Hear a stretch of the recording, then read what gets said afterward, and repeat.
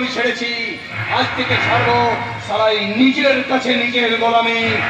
শ্রীকৃষ্ণের পাঠশালায় পড়ে এই অমানুষ কর্ণ আজ থেকে মানুষ হতে চাই, মানুষ। পরের পুষে যেমন পোষ মানে না, তুমি অমানুষ কখনো মানুষ হয় না। না, তুমি চলে যাও, তুমি এখান থেকে চলে যাও, চলে যাও। বিশ্বাস করো, বিশ্বাস করো দ্রৌপদী, আমি এখানে আসতে চাই না, কিন্তু এই সালার মনটা কিছুতেই নিষেধ মানে না দ্রৌপদী। তাই তোমাকে একটি বার দেখার জন্য।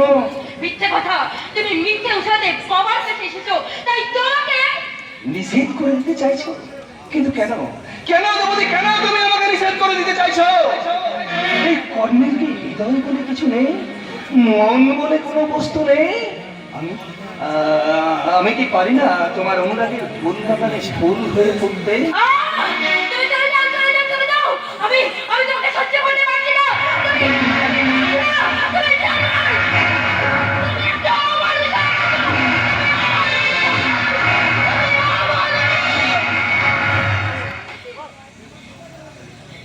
নোংরা, খারাপ, অমানুষ, আমি নোংরা, আমি খারাপ, আমি অমানুষ।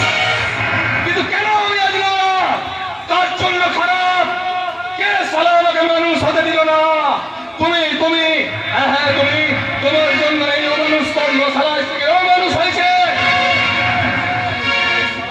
খাওয়া পাক হয়ে আমি দেখে যেতে চাই তোমার মতো শেষ পরিণতি।